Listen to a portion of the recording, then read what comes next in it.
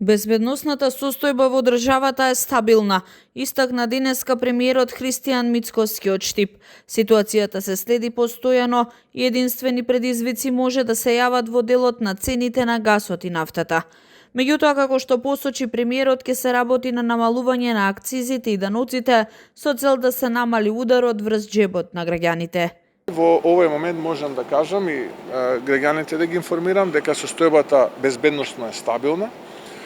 Може би со тек на време ќе имаме одредени економски предизвици, повеќе тука мислам притисок врз цената на енергенсите, на нафтата и гасот, повеќе на нафтата, бидејќи ние немаме премногу голема зависност во делот на гасот, полека завршува и грената сезона, така што од тој аспект, а и македонската индустрија нема прилично голема развиена мрежа во делот на гасот, може би во делот на нафтената индустрија ќе имаме одредени притисоци, ќе треба да се зголемува цената, но и тука разгледуваме со Министерството за финансии да намалиме во делот на акцизата, да намалиме во делот на даноците, да видиме кои се нашите можности за да го намалиме ударот врз стандардот на граѓаните. Дополнително од денеска треба да започне евакуацијата на македонските граѓани. Министерството за надворешни работи организира превоз за нашинците кои се пријавиле од ризичните подрачја да се вратат дома. Министерството за надворешни работи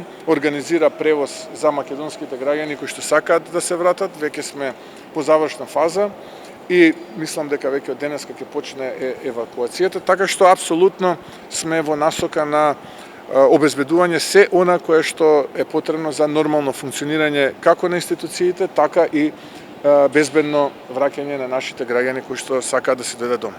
Дел од македонските граѓани ќе се вратат со владиниот авион. Некои заминуваат од погодените подрачја со комерцијални летови со цел да пристигнат безбедно во државата.